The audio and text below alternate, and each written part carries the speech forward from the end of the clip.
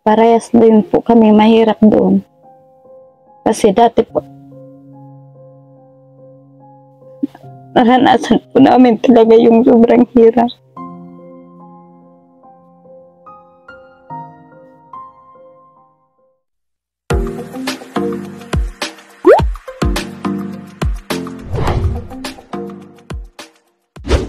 Isang mapagpalang araw mga kalingap, mga kababayan, ano? Ayan, may pupunta na naman tayo ng isang pamilya.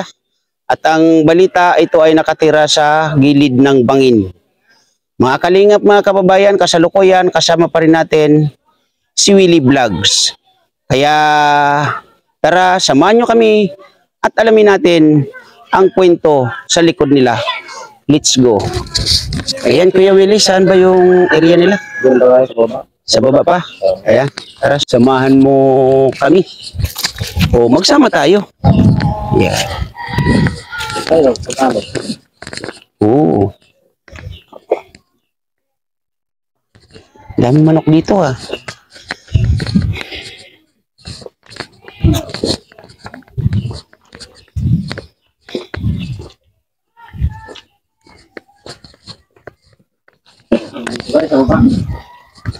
Baba pa.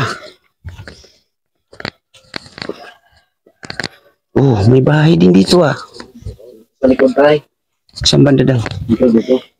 Opo. Oh. Anong nangyari? Bakit dito sila sa sulok?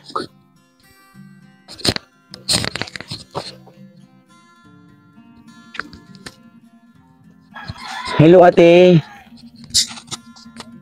Ay po. Magandang araw sa iyo. Wala ba kayong kuryente dito ate? Meron po. Meron. Buti naman meron. Baka pwede pa ilawan mo ate. Kasi medyo madilim. Oh. O di kaya may upuan ba dito? Yan. Ate, kumusta ate? Mahirap po. Mahirap. Bago pala yung mahirap ate, anong pangalan ni ate?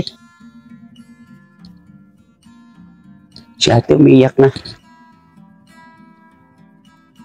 Yan. Para mas malinaw tayo ate. Ano nga ulit pangalan? Julie. Julie. Ilan taon si ate? 28. 28 years old.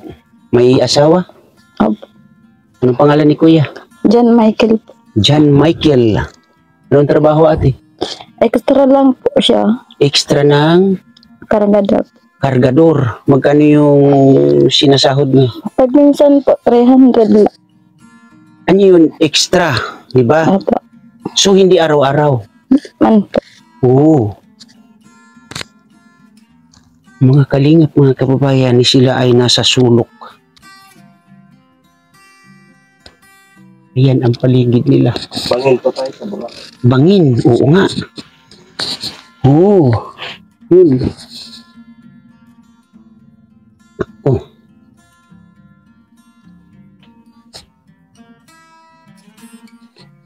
Bangin ba, kuya? Bangin, yan. Ay tayo. Malalim. Ay, oo nga. Ala, Tulog ka dyan tayo. Bangin yan. ala, ang lalim pa lang yan.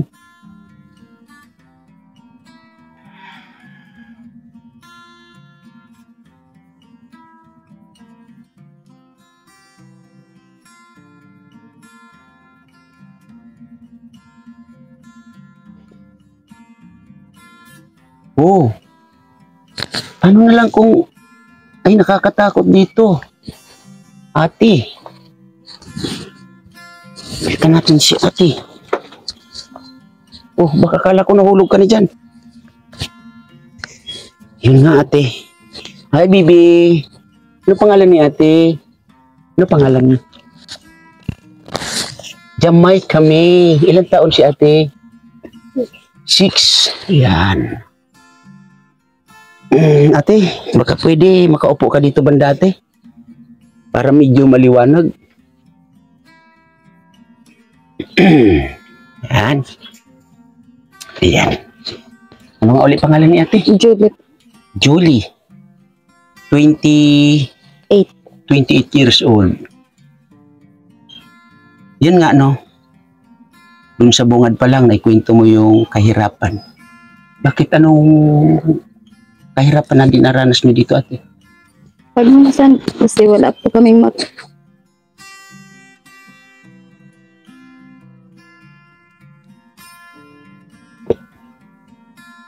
Walang makain. Bakit, ate?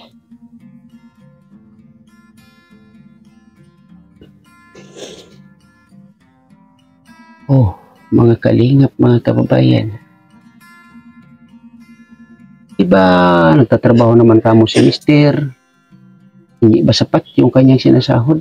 Hindi. So, yun nga, ate, no? Baka pwede maisiwalat mo o may kwento mo o malaman namin kung anong kahirapan ang dinaranas niyo. Pag minsan po kasi, wala po kami bigas. Wala po naman po siya trabaho. Wala man kasi dito mapagkitaan po. Ikaw, ate, saan yung pinaka-province mo? Kamalig po. Hindi ka totally taga dito Hindi sa man po. Dunsol. Ilan kayong magkakapatid?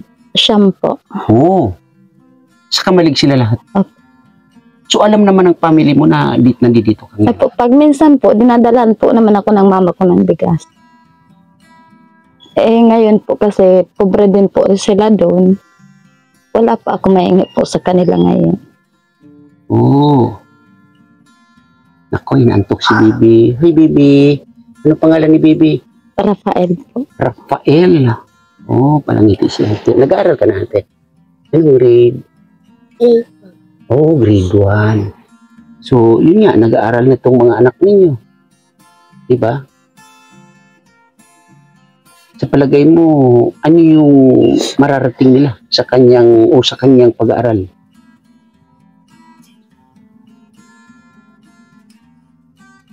Gusto ko po makatapos siya ng pag-aaral po.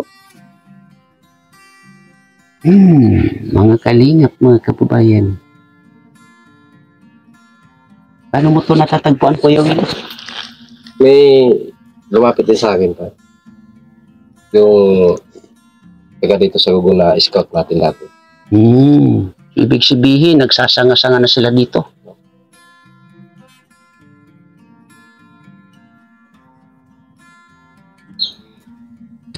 So sa palagay mo, ate, ano yung pinaka-importante dito sa inyo? Yung gusto ko kasi po, yung bigas po kasi mahirap po talagang buhay namin dito. Yung dyan po ngayong mama namin, parehas din po kasi kami. Mama ninyo, ano yan? Yung Mama binan mo? ko po, Binan mo. mahirap din po sila. Kaya wala din po kami parehas lang po kami dito. Pag minsan, sila wala din makain, kami din po. Pero ang hirap ng sitwasyon ninyo dito kasi ayan nga nasa kayo ng bangin, gilid ng bangin, di ba kayo natatakot? Natatakot nga po eh. Bakit dito naisipan magtayo ng bahay? Wala naman po ibang malipatan. So itulutin na to sa inyo to o sa ano ng asawa mo? Panugangan ko po. Ano to? Kanila na mismo o kanila mismo to? Malawak ba to na ate, lupain? Hindi man po. Hindi.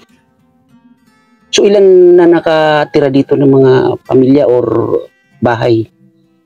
Kaming dalawa lang po ang bahay, pero sa kanya po halo-halo po. Kasi yung anak niya po nandyan.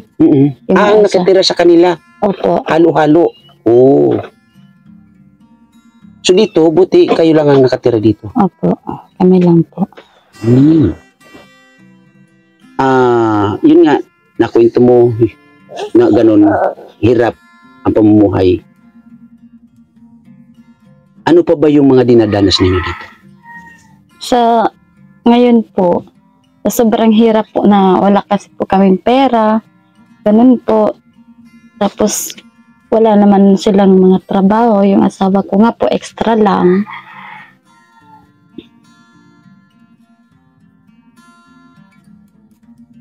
Yung anak ko po hindi makapasok kasi pag minsan walang pera. Sige, ano mo muna si baby? Iinom.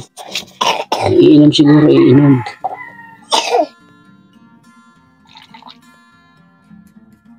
Yun.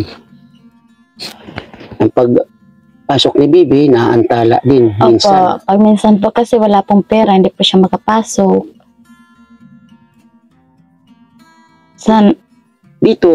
Dito sa lugar ninyo, sa kapaligiran, hindi ba kayo pwede magtanim-tanim dito ng mga... Hindi man po. So ibig sabihin, kung ano lang yung pagkakita ng mister mo, is yun lang talaga ang para Opo. sa inyo. Dito sa ano na to, hindi kayo pwede magtanim-tanim. Bakit kaya? Mahirap po kasi walang sariling lupa po. So doon sa pamilya mo saan bang lugar yun? Kamalig po. Sa Kamalig, ay ano yung pagkakaalam nila sa sitwasyon ng pamumuhay ninyo dito? Ganon din po, sabi ko kay ma, sa sobrang hirap, parehas din po kami mahirap doon. Kasi dati po, naranasan po namin talaga yung sobrang hirap.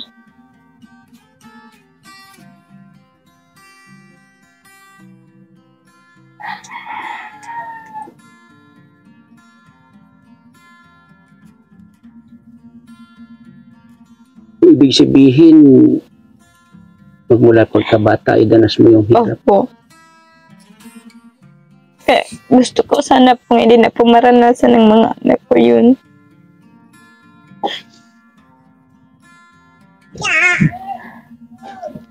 So, ano lang ate, no? Yun nga, dasal lang tayo na may makatinig sa inyong lalong-lalo na sa mga pangangailangan ninyo, no? At yun nga, kami ay nasa oras or panahon ng pag-i-scout, no? Siguro kung magkaroon tayo or may makapanood sa inyong video na yun nga, ang ano sa inyo is yung pang-araw-araw o bigas. Opo. Bakit yung ano nyo ba sa bigas dito as in talaga nagkukulang? Opo, kasi pag tanghali po, doon lang po kami kakain. Pag umagahan, wala po. Tapos gabihan naman po. So ibig sabihin wala nang almusalan. Wala po. Paano yung nag-aaral mo? Kaya nga po, pag minsan wala talaga po, kaya hindi siya pong pumapasok. Wala. So gano'n na lang ate, no? Yung ulitin ko, kami ay nasa panahon ng pag-scout sa ngayon. Pag meron po ako, no, makapaghatid kami ng konting bigas sa inyo. Opo. Kasi yun pa lang sa ngayon ay medyo talagang nasa kagipitan din kami, lalong-lalo na ako. Siguro pag magkaroon ako ng para pangbalik sa inyo, babalikan po namin kayo, ha? Opo. So ganun lang ate, mag-iingat kayo dito lagi, ha? Opo. Grabe naman yung sitwasyon mo dito talaga. Nakakatakot, lalong-lalo na dito. So yun ate, maraming salamat sa pagbahagi ng kwento ninyo dito sa lugar na to, no? At sikapin nyo ate na magtuloy-tuloy o makapagpatuloy na pag-aaral itong inyong anak, no? Babae pa naman siya, tama? Opo. At ito naman ay lalaki. Lalaki po. So ito ate Jolie, bago tayo tapos, no? May pagkakataon ka para manawagan sa kanila. Go. Kahit konting tulong lang po, humingi pa ako ng tulong para po pangbili lang po namin ng bigas. Kasi po, mahirap po talagang buhay namin dito. Kahit konting tulong lang po sa may puso po. Yan. So yun mga kalingap, mga kababayan, konting tulong, pambili ng bigas nila ate, kasi yun ang pinaka-importante sa kanila. Yan. Maraming salamat sa lahat ng mga nakakapanood ng video na to. So ate, maraming salamat at mag-iingat po kayo palagi dito, no? Yan. Maraming maling pagsubok, di kakayanin.